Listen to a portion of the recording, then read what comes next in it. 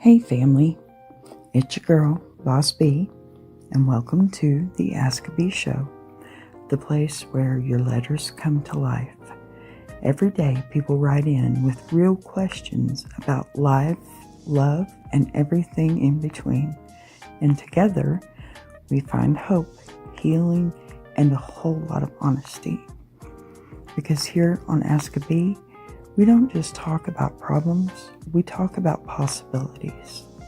So grab your tea, open your heart, and let's buzz into today's letters right here on the AskABee show. Hello. Listen, we're going to get right into this today because I need to talk to y'all, okay? I received, I've got some more letters, so we're just going to move into this real quick.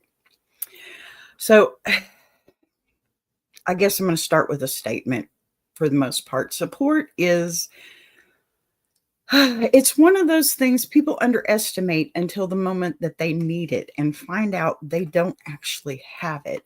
And when you've lived a life where support wasn't something you could rely on, not from family, not from the people who should have been in your corner. Hello, blessed sister. Good to see you. Oh, I'm so happy you're here too. Because let me tell you, your family is amazing, Niecy Jackson. And I am so happy to be a blessed sister here, especially with this letter today that I got. And forgive me if I seem a bit, heated about this one, but it's because I've found some common ground with this letter.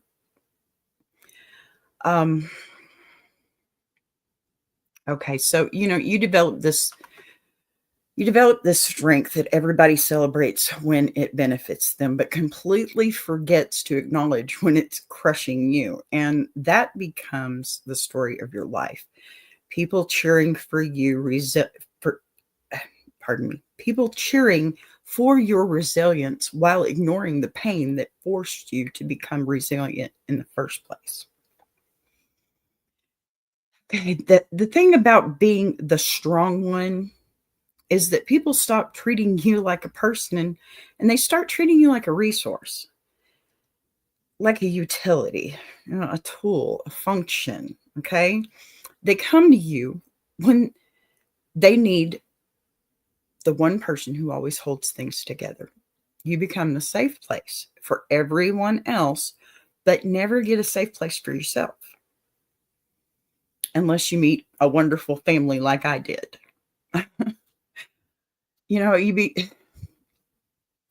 First, you don't really notice because it's all you've ever really known. You think being the dependable one is a compliment until the day you look around and realize nobody even thinks to ask if you're okay. And then one day you do something for you.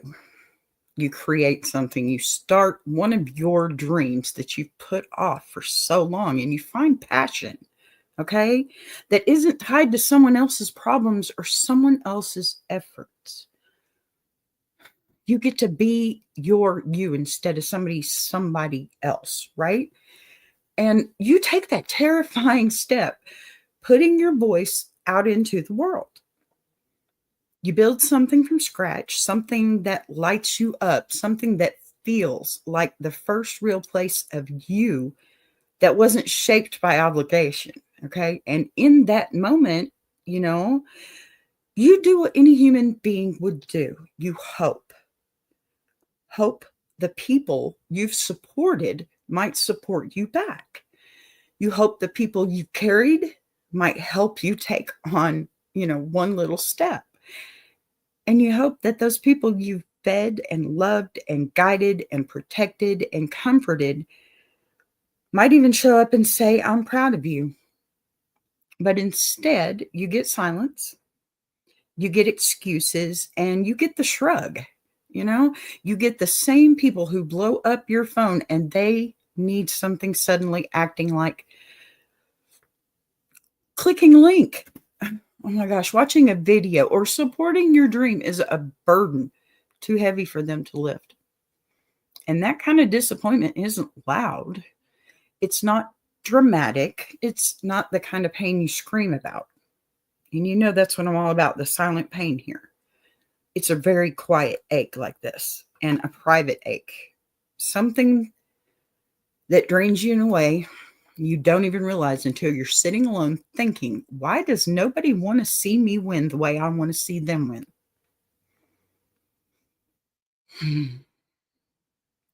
Support is not about applause. It's about presence. Support is about showing up. It's about effort. And when people don't show up for you, especially the people you have shown up for 24/7 every day of your life, you start to question everything. You start to wonder if maybe you're not worth supporting. You start to wonder if maybe your dreams don't matter. And maybe the problem is you instead of the truth, which is simply this. Some people only see you when you're serving them. Okay. They do not see you when you're becoming yourself.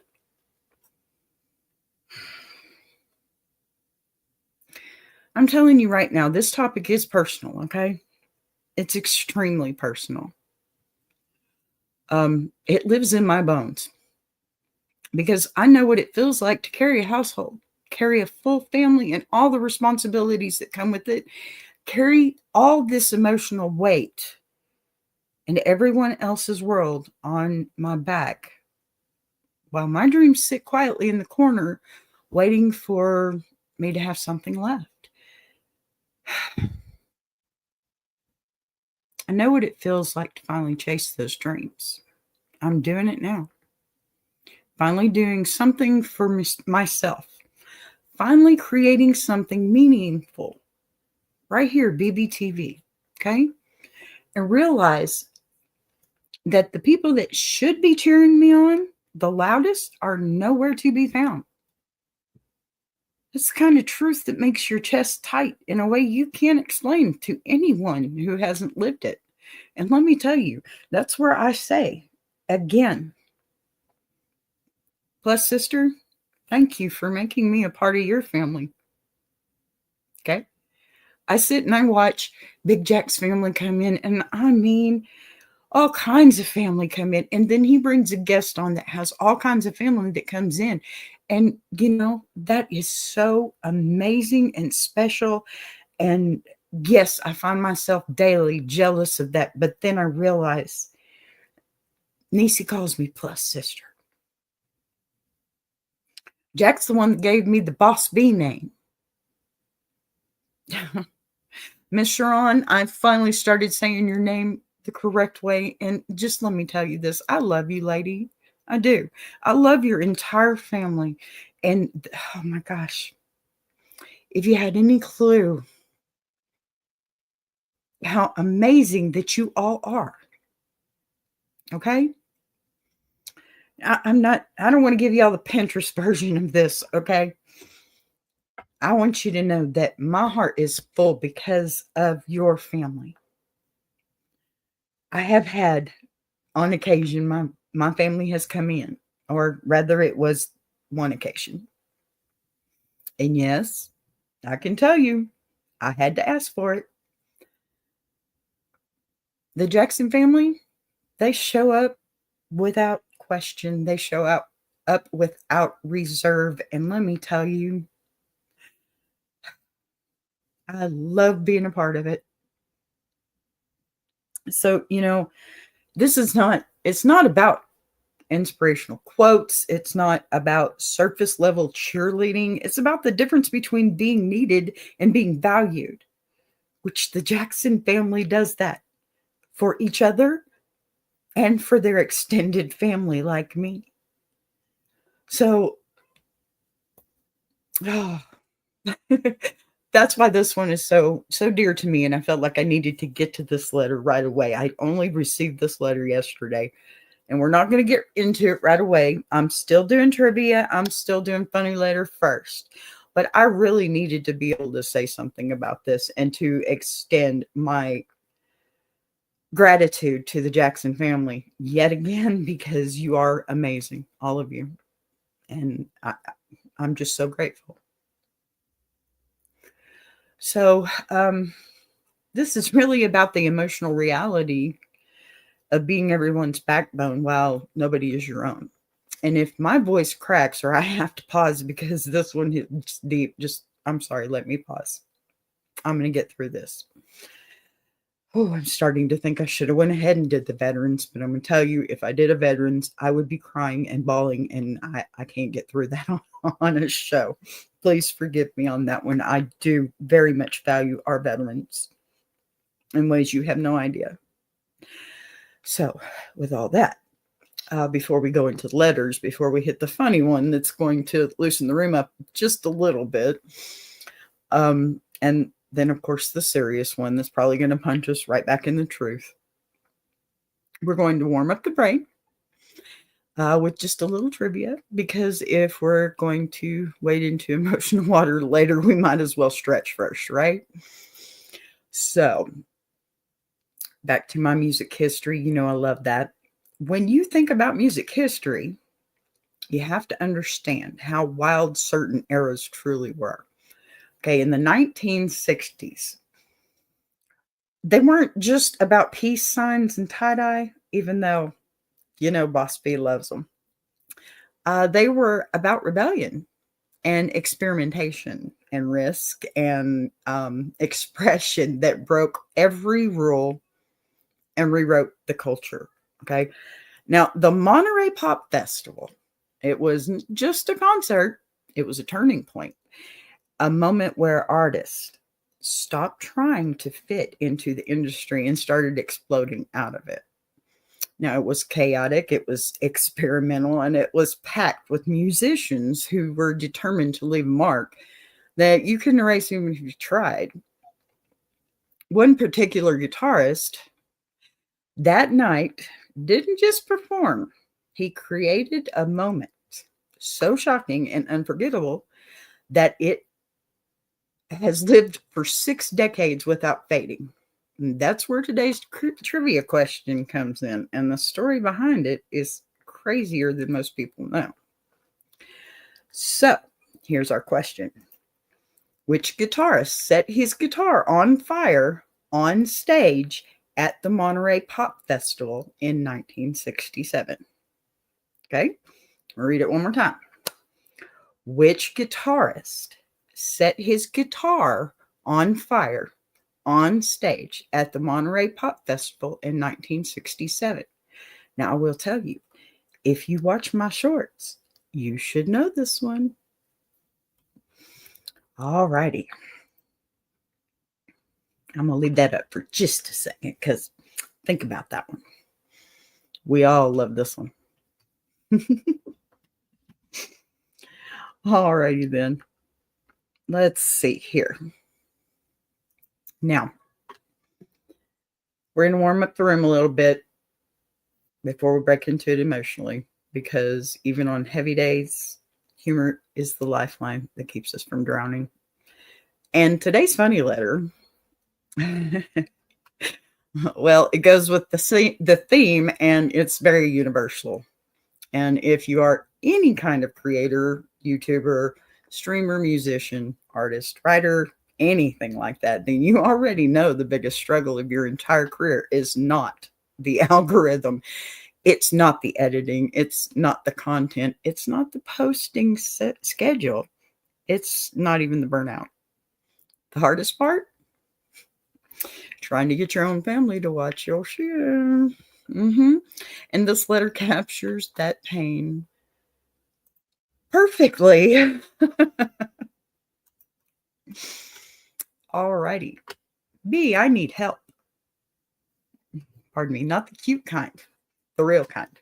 The kind where I'm standing in my kitchen wondering how my own flesh and blood can scroll TikTok for 4 hours but can't click my channel link for 60 seconds. Hello. I swear my family treats my YouTube channel like it's a spam call from Scam Likely. I send them links with the same enthusiasm people send pregnancy announcements. Nothing. I post on Facebook. Nothing. I send a group text. Delivered. seen, and ignored like I handed them a flyer outside Walmart. I even tried emotional bribery. If you just watch one video, I'll cook dinner all week and won't complain once. They still didn't watch. At this point, I'm convinced my family thinks clicking my video will open a portal, drain their bank accounts, and infect their phone with a virus that orders 500 gallons of goat milk. Please help me before I lose it. Signed, algorithmically abandoned. That is a mouthful, let me tell you. Wow. Pardon me, I need a drink. Yeah, it's just Dr. Pepper. Oh, it's too early for that. Okay. Algorithmically abandoned. Let me just say this with love and with absolute clarity. I think your letter is one of the most painfully accurate summaries of being a creator that I've ever heard in my life. Because if there is one thing every single YouTuber has in common, it's this. Well, no, I say this, but I do not include Big Jack in this situation, okay? This whole situation. This is actually the Big Jack's family is the absolute opposite of this whole situation. That's why I praise them first. But okay. So it's this. Your own family will treat your channel like it's radioactive waste. You could release a video where you have a kitten or you save a kitten from a burning building, while solving world hunger in the background, and your family will still scroll past it like you just posted a blurry photo of a casserole. Listen, the wildest part here, they still call you the second they need something, as if they don't even realize you've been screaming into the digital void alone for months. Let me break down the psychology of this because it's not personal, okay? Even though it feels deeply personal, your family has filed away, has you filed away as the version of you that benefits them, the helper, the fixer, the one they can dump problems on. I understand this, believe me. My granddaughter calls me llama, and everybody else calls me no problema. Okay? The one they rely on to get stuff done. They don't see creator. They don't see, visionary. They don't see the builder or the entrepreneur. They see the version of you that they've always known. And they can't upgrade that mental file because that would require effort. And effort is something they clearly don't invest in your dreams. Okay, there, I said it. I didn't want to, but that's true. Even though you've spent your whole life investing effort into their comfort, they don't know how to do it. So here's the real painful kicker, okay? Family tends to take the person who sacrifices the most for granted the deepest. They assume you'll always be around, okay? They assume you'll always be available, strong, play the same role that they've handed you. So when you suddenly step into a new identity, a creator or storyteller, a voice, an entrepreneur, can't talk, translator, an educator, an influencer, they freeze. They do. Kind of like my mouth does when I'm trying to talk. They don't know how to support that version of you because they've never imagined you becoming anything other than what they need you to be. And that's true. And that's a hard lesson to learn, but you have to also take your accountability in it because you put your dreams off. And sure, you had good reason, but they didn't know it. Okay. Let's talk about this algorithm of family support. Because unlike YouTube, where consistency matters, right, Big Jack? With family, it absolutely does not. Nope. You could upload every day for 5 years and they still won't watch. Meanwhile, you post one thing on Facebook about needing help moving a couch, they're blowing up your phone. You post a thoughtful, emotional video you poured your soul into, crickets. But post a meme about being tired, suddenly they're in your inbox with LOL same. Okay, they don't even realize the irony. I love irony, but they don't even realize the irony. But here's where things get really wild. Your family will watch your content, just not when you're small. It's true. Jackson family excluded. But here's where things get really, oh, man. The day someone validates you, even a stranger in the comments, suddenly they always knew you had the talent. The minute you get a viral video, a sponsor, a paycheck, a collab, a shout out, suddenly your family will be the first one saying, "That's my baby." I always told them they were going to be big. And you're just going to sit there and think, "Sir, you didn't even click my 28-second short." Okay? Be serious. Now, listen, if you want them to watch it right now, I got some tips for you. These are good. And I'm saying this half joking and half serious. Okay? So here's your cheat code list. Oh, tell them the video is about them. People are narcissists by default. They will click faster than a toddler opening a snack. And tell them, do you think something's wrong with the audio? Family loves to find something wrong, okay? They'll analyze every second just to feel superior, even though there's nothing wrong with that video. Here, this one's more creative. How you like this one? Tell them Beyonce said your name.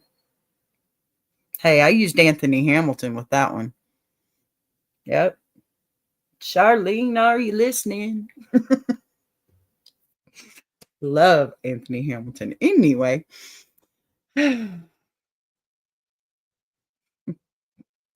Tell them that you need opinions. I mean, tell me what family member will not give you an opinion. Family loves giving opinions on stuff that they barely see. They will show up for that, I promise you. Or, tell them the pastor said to support their children. If you got to pull that card, you'll have a whole congregation in your watch history. Come on. Now, listen, here's the real truth under all the jokes. You don't want this part, but I'm going to give it to you anyway. Stop expecting the people you serve to become the people who support you. Okay, let's think about that statement real quick. The people you serve, because that's what you do. And that's what you made yourself do. And yes, that's on you, but not entirely, because your family should serve you as well. Okay? Now listen. Creators get built by strangers. They get discovered by audiences. They get supported by people who see their value, not their utility. And creators grow with communities, not families. And if nobody in your home is watching your channel, guess what? That's pretty normal. It doesn't mean you suck. It doesn't mean your content is bad. And it certainly doesn't mean you're wasting your time. What it means is you're building something they can't comprehend yet.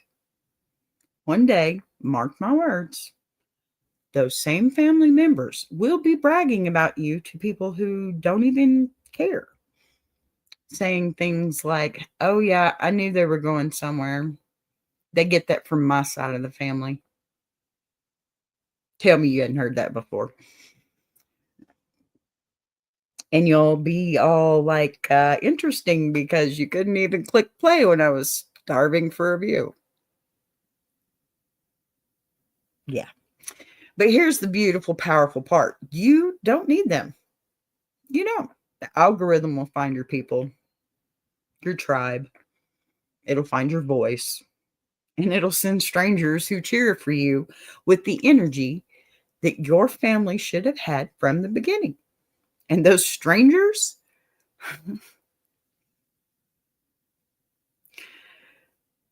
they'll become your support system, your community, your cheerleaders, your plus sisters, the ones who show up with the enthusiasm you've deserved your entire life. You're not algorithmically abandoned. You're in the exact same phase every creator goes through, the phase where strangers see your potential before family ever will. Keep going. They'll catch up. But by the time they do, you'll already have everything you needed. And none of it, not one bit of it, will have come from them. It's all yours, baby. All yours. Okay?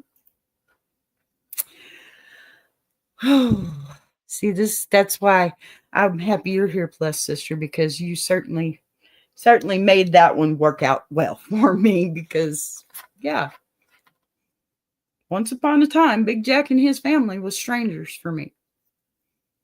And then they became my community, and I don't care what you say. I may say not family, but they are family to me.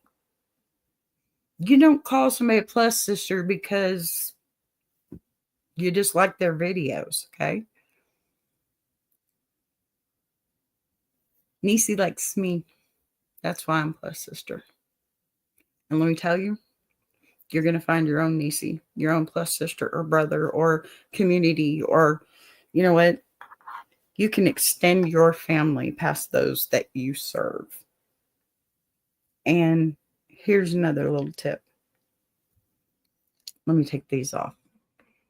Stop serving. Stop giving discounts. Stop reacting. My golden rule. 3 sides to every story. Okay? Now, this one's going to be the hard part because I'm going to tell you this right out front. I'm sticking with a theme today. Okay? So this letter is going to be a little bit harder on the same subject. Pardon me, I got to prepare. Okay, now I want you to take a minute with me because we are shifting into the serious tone in the room. You know, humor lets us breathe a little bit, but honesty is, I think, what lets us heal.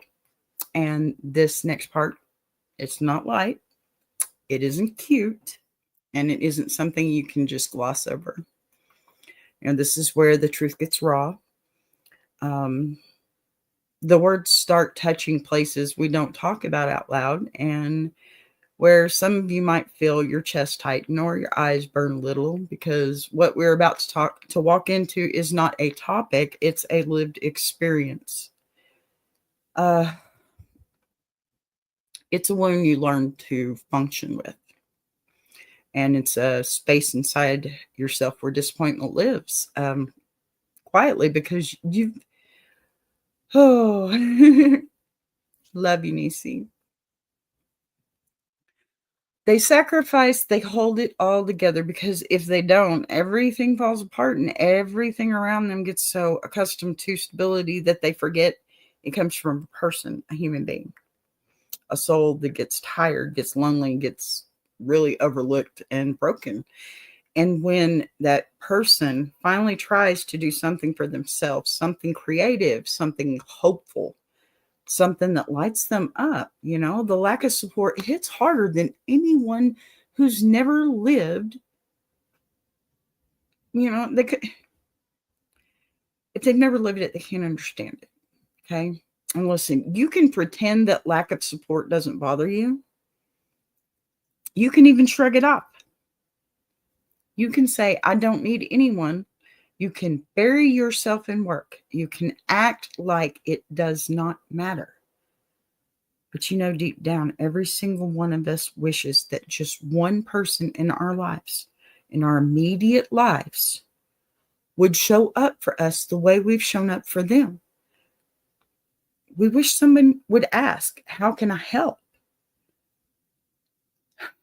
We wish someone would notice our effort without being prompted. We want them to celebrate our wins without us having to shove it in their face. And that wish, that unmet wish for years or decades, it becomes a kind of emotional exhaustion that doesn't make noise. It just drags at your soul quietly. So this next letter, it isn't just words or a story or a person complaining, okay? It's a mirror. I understand this one. This one has a lot of common ground. This whole subject has. And I want to share this pain with you and help you find a solution today. Help us find a solution today. Okay? Maybe not a solution, a good answer. Maybe a way to walk forward and not feel that absence. You know, and some people are going to see themselves in this. So clearly, you won't know whether to nod or cry, but hell, I relate it too deeply for comfort. It kind of vibrates in that place where you carry love and hurt in the same exact spot. And this part is not for the people who grew up supported. Okay. This is for the ones who grew up responsible. So breathe and let's get into it. Okay. Oh, I had to take a breath. Sorry. B, I'm not writing this out of anger. I'm writing it out of pure emotional exhaustion, the kind that doesn't make you yell, it makes you quiet. I am the person who holds everything together in my house. I'm the glue, the calendar, the memory, the driver. Pardon me. And the emotional support, the cleaner, the cook, the problem solver, the mediator, the one who notices what needs to be done, the one who does it before anyone else even realizes it needed doing. Pardon me. I do it silently because there is no alternative. If I don't do it, it won't get done. And nobody thanks me. Nobody acknowledges it. Nobody thinks twice about it. It's just what I do because that's who I am to them. Yeah. But here's where it hits. When it comes to my dreams, nobody shows up. Nobody asks. Nobody cares. Nobody notices how much time I put in, how much passion I pour in, how much of myself I devote to something that gives me hope. I watch people hype up their kids, their spouses, their siblings, their cousins, cheering them on like their dreams matter. And I sit there wondering what it must feel like to have someone in your corner like that.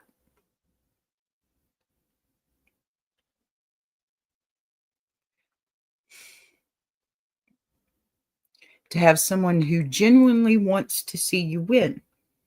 To have someone who looks at you and sees potential instead of convenience. Instead, I feel invisible unless someone needs something. I feel valued only for what I can do, not who I am. I feel like the minute I stop being useful, I'll stop being relevant. Wow, that one's a hard one. And that kind of realization, it breaks something inside you. It makes you feel like your dreams are luxuries you're not allowed to have. Like wanting support is selfish.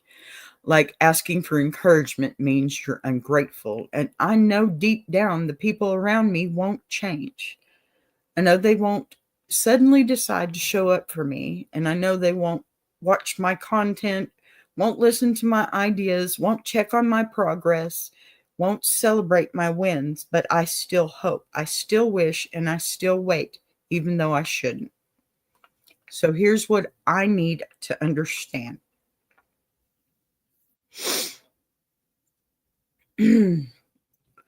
Why am I important? I'm sorry. Why am I important in my work at home, but invisible in my dreams? Why is my value measured by what I produce and not what I aspire to? And how do I get past this hurt so I can finally become someone who isn't living life stuck between being needed and never being supported? Signed. Sorry, I forgot to change that one. Maybe it's better I didn't. Signed, significantly insignificant. Yeah. Okay.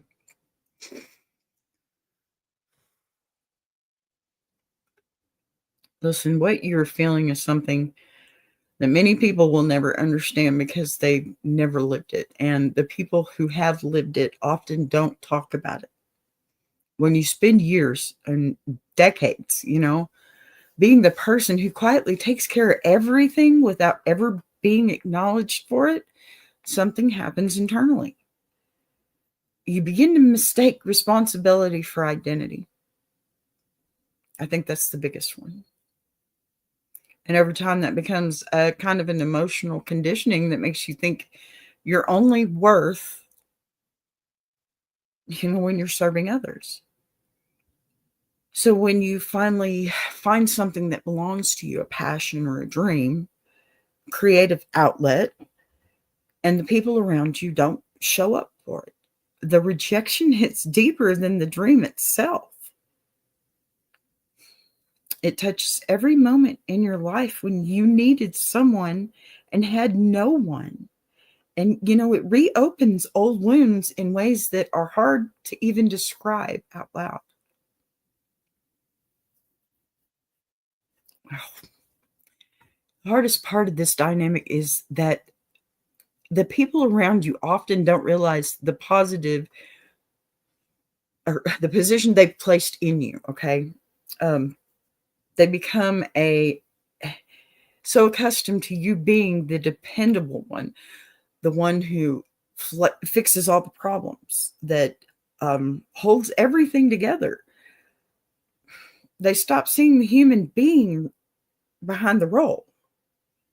They don't do it with malice. They don't do it with complacency. They assume that your strength is infinite, and they assume you don't get tired.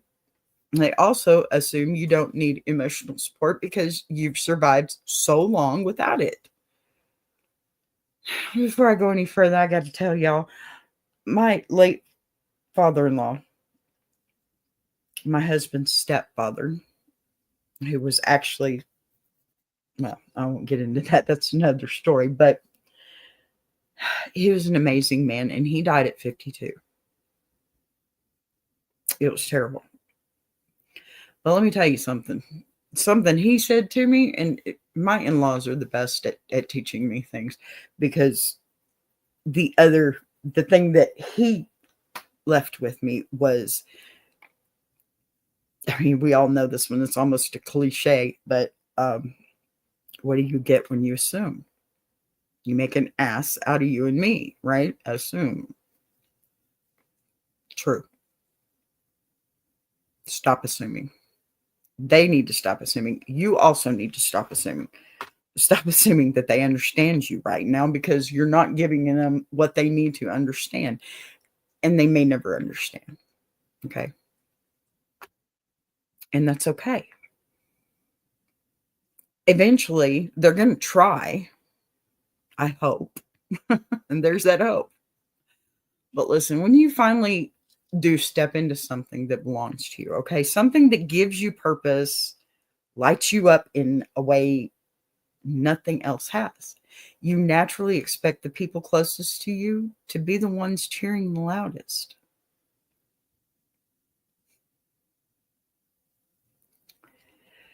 When they don't, when they ignore it, overlook it, treat it like it's an inconvenience, it leaves you questioning your own significance. You begin to wonder why the people you support without hesitation can't show up for you. Even a fraction of the same energy would be nice. And that gap between what you give and what you receive creates a very significant kind of heartbreak. This heartbreak, it's the heartbreak of being essential in everyone else's life, but invisible in your own. The truth, you're bumping up against is like, it's like this. Some people only notice when you're fulfilling their needs, not your own.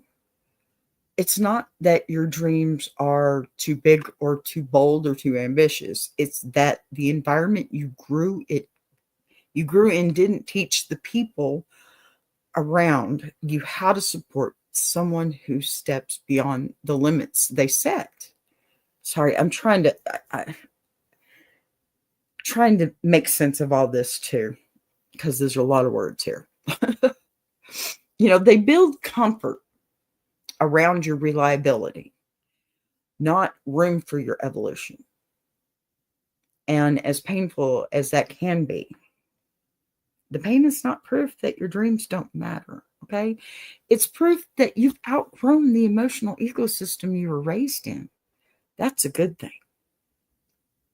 Now, moving past this, it's going to require a huge shift that doesn't happen overnight.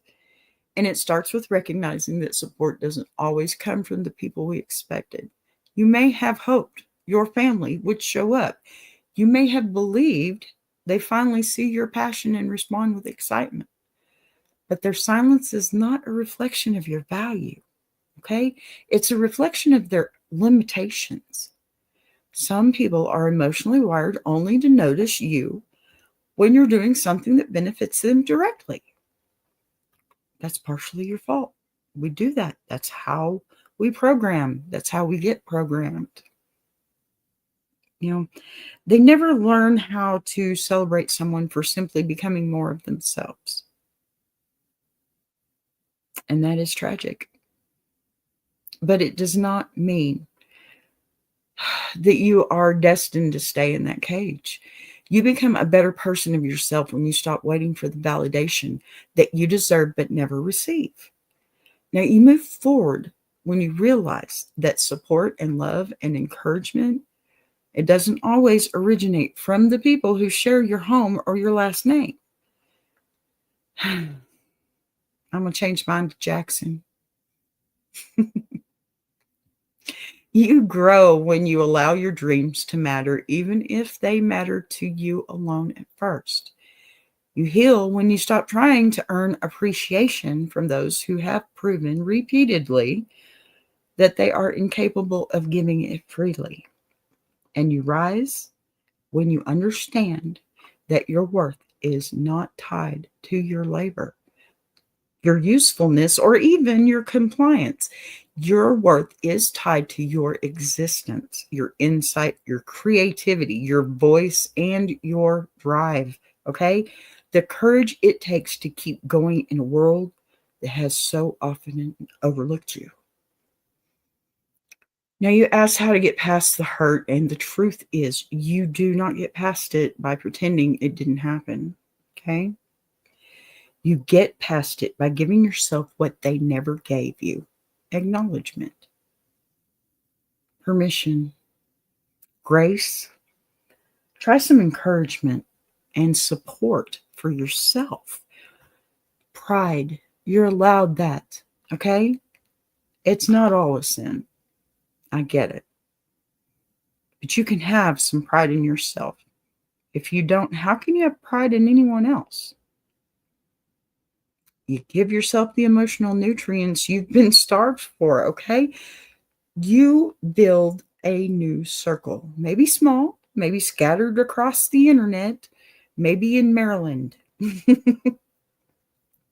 maybe made of strangers at first, okay? But it will be yours. You build a foundation under yourself so that your dream no longer rises or falls based on who chooses to show up, okay? Somewhere in that process, you discover something life changing, like I did. The support that you were begging for was never the support you really needed. You needed belief. You needed freedom. You needed space to become someone who is not defined by obligation. You need iron sharpening. Iron universe is what you need. Amen. And I do feel better. I'll tell you, this is my experience. I almost to a T. And finding the Jackson family,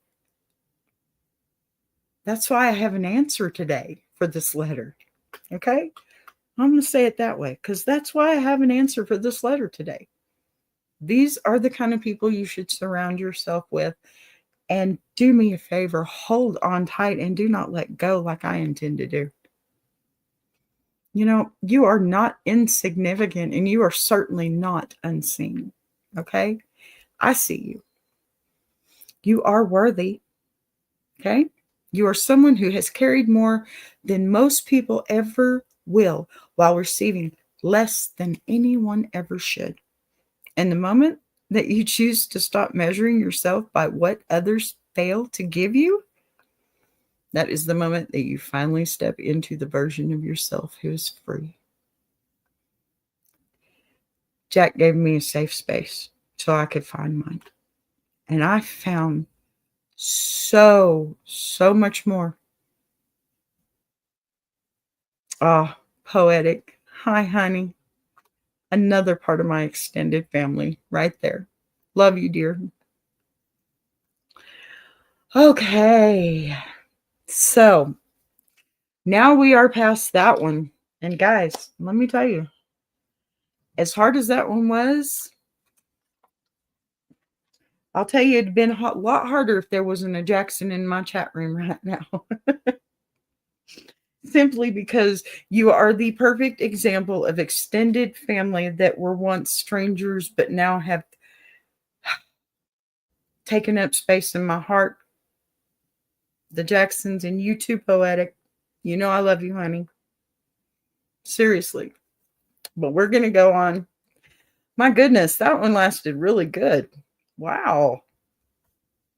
48 minutes into this one. Oh, I need to do more of those letters, huh? Pardon me. Okay. I love you, baby girl. All righty. Trivia time again. Are we ready for an answer? Do you have yours? All righty. I'm going to pull up this banner so we can know our question. Now, this guitarist who set his guitar on fire on stage at the 1967 Monterey Pop Festival was anybody? No? Maybe? Shall I give you a second?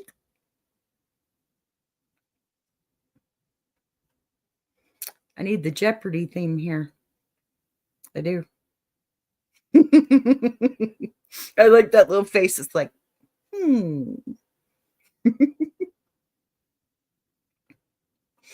All right, we're going to go ahead with it then. Here is the answer. It was Jimi Hendrix. And the story behind that moment is so much deeper than the few who Jimi Hendrix. All right. The story behind that moment is so much deeper than the few clips people have seen online. Okay. And what people don't know is that Hendrix didn't light that guitar on fire simply for shock value. It was a direct response to the energy of the night and a rivalry that had been simmering quietly behind the scenes. Earlier in that lineup, the Who had demolished their instruments in an explosion of noise and chaos, whipping the crowd into a total frenzy.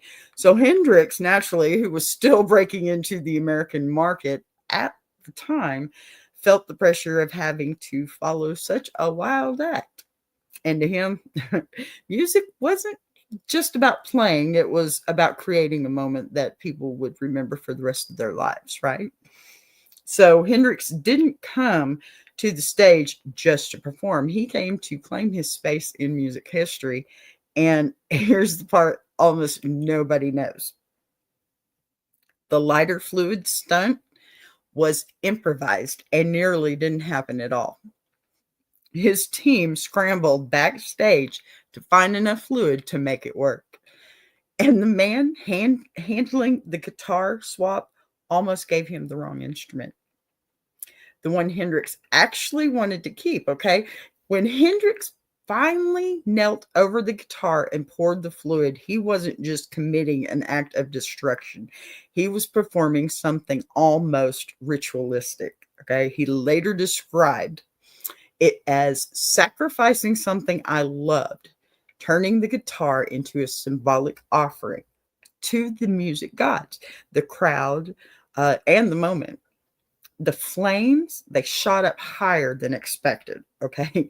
Singeing his hands so badly that later performances were physically painful for him. But he didn't flinch.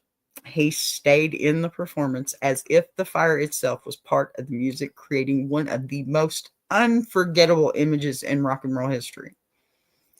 And another little known detail, that burned guitar, the original Monterey Strat, was lost for decades. People assumed it had been destroyed completely. It wasn't until about years later. Well, it was years later. Fragments appeared in a private collection, confirming once and for all that the legendary guitar had indeed survived in pieces. And to this day, the Monterey performance is considered the moment Hendrix's American career officially ignited. Like that word, literally and figuratively. And it remains one of the boldest statements any musician has ever made on stage. It's pretty cool, huh? Yeah, I'm really impressed with that. So, all right. We're going to move on into the close of today's show. Man, we got all the way through that hour this time, didn't we? Sorry about yesterday, guys. I was having a little bit of a headache. But I want to take a moment to acknowledge the emotional ground that we've covered today. You know, we've laughed, we've reflected, and we've kind of leaned into some truths that are not easy to carry, let alone speak publicly. And that's the beauty of this space, I think, because this little corner of the world is where we get to mix humor and honesty, music with meaning, and, you know, a little community with confession. The letters that I read today were not just entertainment, they were windows into real human experiences that so many of us recognize but rarely voice. And, you know, whether you resonated with the frustration of trying to get your family to watch your content, or the deep ache of feeling unsupported in your own home, overwhelming responsibility of being the person who holds everything together, you're not alone, honey. You are not alone in any of it. Not here, and definitely not in this space. So, as we come to the end of today's AskABee, I want to take this moment to honor the weight of what we opened up today, and also remind every single person listening that this space is part of something much bigger than a single letter or a single show. What we're building here together is a community where truth is allowed to breathe, where laughter and honesty share the same stage, and where growth isn't something you apologize for, okay? Pardon me. And I want you to recognize that this show, this hour we spend together, it's not isolated, okay? It's one branch of a much larger tree, a growing universe of conversations, perspectives, and stories being told every single week across the Iron Sharpening Iron Network. Now, if today's show hit something deep for you, if you felt heard or understood or finally seen in places you've been overlooked for way too long, then you'll understand why this entire universe of programming exists. From AskABee, where we unpack the private battles people carry themselves and silently. Okay.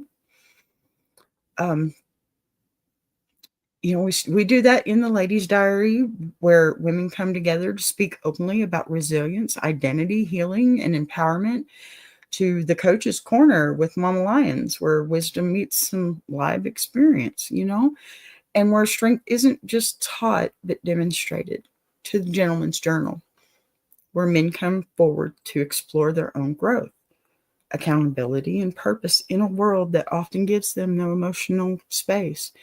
Every show contributes to the same mission: to elevate, to encourage, and to connect, and to challenge people to step into the best version of themselves. Now, if you enjoyed the energy we bring here, the vulnerability, the humor, the depth, and the honesty, then you already understand the heartbeat behind the entire Iron Sharpening Iron universe. Big Jack brings the fire, the leadership, the drive, and the sense of family that so many of us have searched for our whole lives. Walt, he brings the grounding, the experience, and the perspective that balances the room.